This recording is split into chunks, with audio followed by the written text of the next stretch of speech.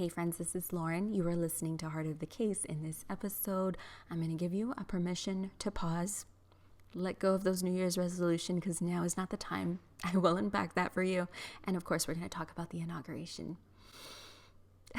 Let's dive in. No makeup on today, blue light glasses, and a little bit of stress. I'm not gonna lie, a little bit of stress, but that's why we come together. That's why I built this community. So we're gonna chat today on your walk or your drive or your washing dishes, whatever it may be. But if you found me and you're tuning in, please drop a comment, rate and review. That's how the podcast grows, and that's how I get to know you as a listener, which I really want to do is connect. You can also follow me at Social Work Scrapbook on Instagram because that's where I am mainly. The TikTok thing didn't really impact me, but I do feel for you because I feel like we've been on a roller coaster ride. I'm such an empath, so I feel that. I feel that coming through the screens. We'll talk about doom scrolling too. I'm also going to share some signs that you may need a break. You may need to schedule a self-care day or play hooky or just do what you got to do. So these signs elude many of us. We're really good at recognizing them in others, but today we are going to reflect and talk about how to recognize them within ourselves in a really quick rundown. So we'll do like a barometer check on ourselves. So let's dive into this episode. It was nice for me to have the day off to watch the inauguration with my husband. Made some breakfast and some coffee and sat down and tuned in to all of the pre-inaugural stuff. Got to watch some of the fashion and things like that, some of the political statements, Michelle Obama not being present, and also Mike Pence's wife not being present. Their absence definitely spoke a lot. This inauguration was very interesting in the fact that we typically do not see the previous vice president and president on the stage with the president-elect front and center. And so that was very interesting. You could feel the tension on the stage for sure. Listening in on Trump's promises, which very many were made. A few stand out to me, and one being the fact that there are two genders, he says, male and female. And this is going to deeply impact a lot of our clients that identify as LGBTQ+. I know that part of his speech truly stood out to me, as well as his huge immigration policy is coming down, and that's going to impact so many families that we work with, so many students. I love my newsfeed on Instagram here because I am already getting so many resources from the other social workers that I follow in regards to how to respond to the new immigration laws that are going to be passed.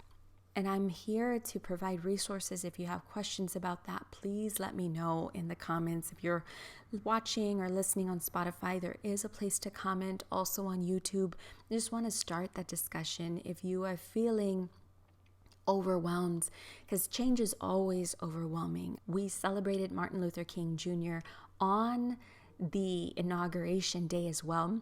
That's just like a really wild thing to me. The fact that Martin Luther King Jr.'s day and the inauguration day, it's like that's such a rare occurrence. I think it's only happened like 3 other times in 97 when President Bill Clinton jumped on board, and then in 2013 when Barack Obama took office. While I was listening and watching the inauguration, I was thinking a lot about Martin Luther King and his legacy. There was a shot that I was watching it on ABC, but they got a beautiful shot as the choir was singing Martin Luther King Jr.'s statue behind them.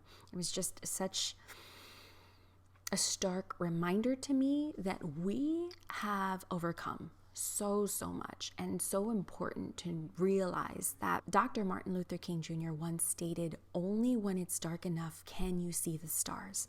And this emphasizes that adversity often reveals opportunities for hope and for progress. I know a lot of us are pretty concerned about the trajectory of our great nation, but I truly feel like burying your head in the sand if that's where you're at. So we do that for a minute, right? Press pause and do that if that's part of your coping skills, but don't stay there forever. Really, I know TikTok was banned and then not banned, and there's a lot of controversy around that, which I really do feel was a political ploy, almost like a Stockholm syndrome type of thing, to get a lot of users to be thankful and grateful for the Trump administration, even though if we look backwards, we could see that in a lot of ways he caused the TikTok ban, right, by starting that conversation. So it's just, we have to keep our eyes open. As much as we want to doom scroll, we cannot do that for too long. Press pause, do what you need to do, and then wake up and keep your eyes open. A lot of what I think Trump is doing is highlighting the fact that our systems are very broken. They are very flawed. It's such an emotionally charged time. And therapy is very political because we work with clients that are existing in this political atmosphere that's very heavy and very tense, and we are people ourselves. So of course we are going to be impacted as parents, as therapists. If you're listening in on this, I can feel that you just need that space and time. January is so difficult because we're just trying to go in the flow and work on these lofty goals, but it's just not the time and place to do this when you really see it. And it makes us feel like if we're almost gaslighting ourselves in a sense of I should. If you feel yourself shoulding all over yourself, I should be in the gym, I should be whatever, fill in the blank, whatever resolution is no longer going strong at this point. Please relax yourself, because we are in very tense times and there's nothing you should be doing but just existing and being who you are. Take time and space, build rituals and a self-care practice and routine that's going to protect yourself right now.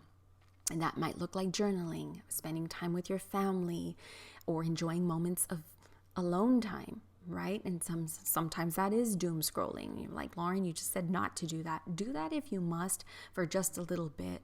For me, I just put on a little YouTube playlist and do a little yoga, a little Pilates. I'm snacking. I have my coffee. Luckily for me, due to the winter weather advisory that is also kind of hitting us all at the same time, my work was canceled for tomorrow, so I get one more day off. If you do not have the luxury of that, then consider requesting a day off. Even having a day off in the books and knowing that it's coming up in a week or two helps to liven your spirits up a little bit, because you definitely need that right now. So much of yourself is going to be utilized in your therapy that it is not the time to push yourself to the limit. And if you made goals and you're going strong, just be graceful with yourself. Give yourself grace to take a break and then return to it.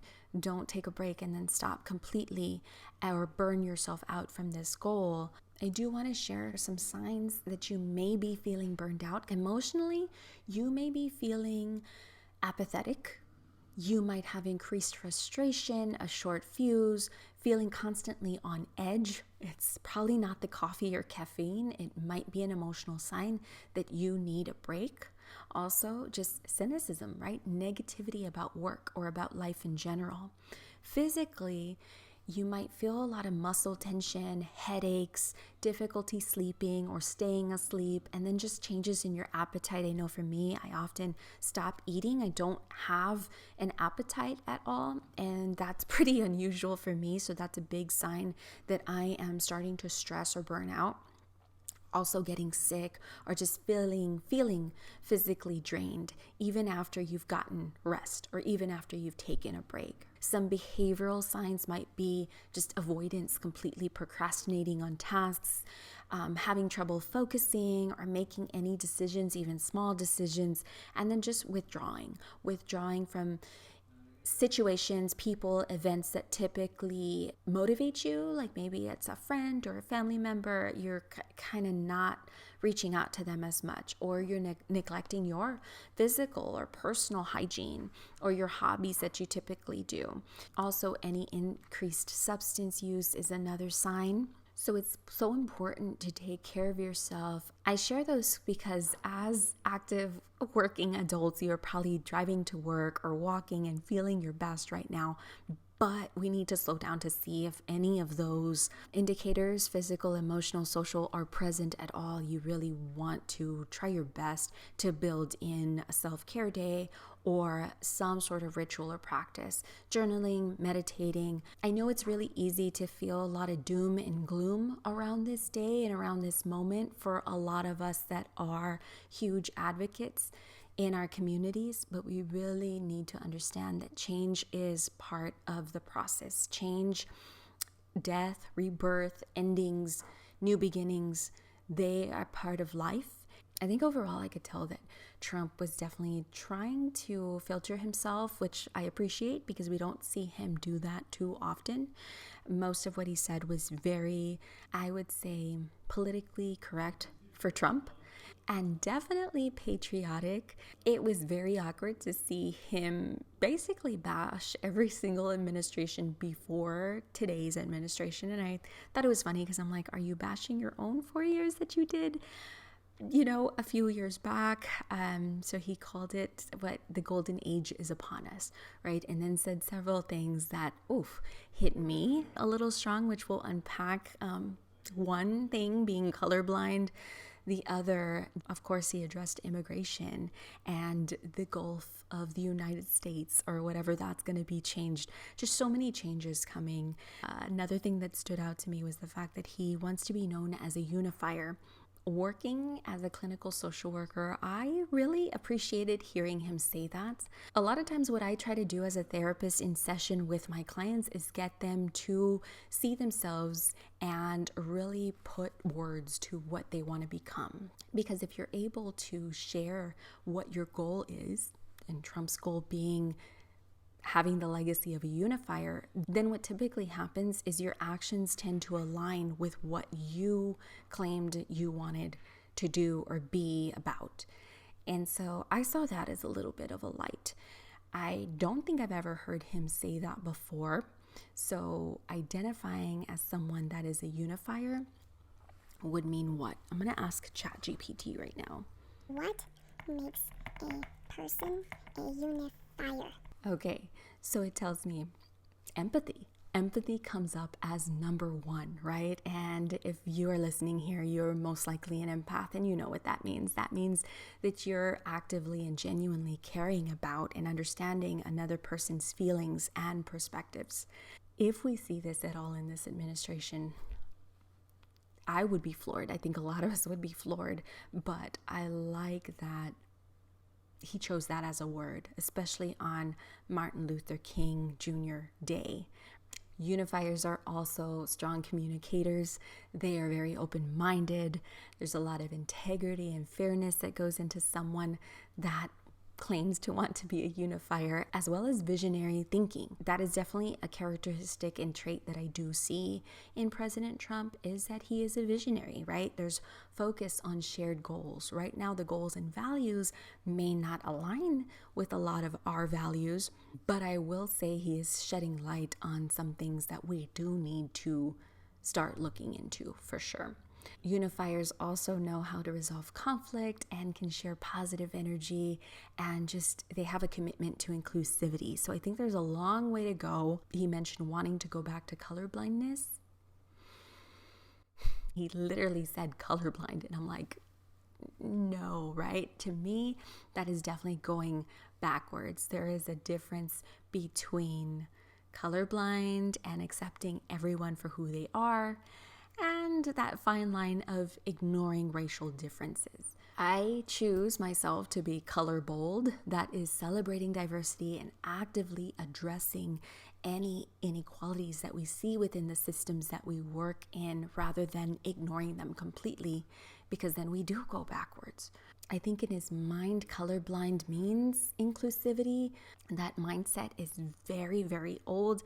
I think it's much easier for a lot of people to operate with the idea of colorblind, but at the same time, the world has just changed so much. That's a rabbit you can't really put back in the hat. So call me Pollyanna if you will, but I do think choosing the word unifier is positive. Unifiers lead by example. They embody the values that they advocate, and they model respect and cooperation and kindness. And these are some things we really haven't seen. And I do hope that he tries to represent a lot of these characteristics that I just listed out, but we shall see. Because in the same breath, the words like colorblind, words like his whole discussion about the Panama Canal, all of that, I feel like I need to fact check right away, because I don't know how factual any of that was as far as taking the Panama Canal back, because I don't know, there was just so much. Thank you so much for tuning in and listening today and just allowing me to process. I'm here for your processing as well. The comments are open on YouTube and on Spotify and Apple Podcasts as well. If you enjoyed this podcast, please don't forget to follow, turn on your notifications, and leave a rating and review. I can't wait to read your comments. I'd love to hear from you. I just love to grow this community. Again, my name is Lauren, and this has been another episode of Heart of the Case. Keep your hearts full and your minds curious. Take care, everybody.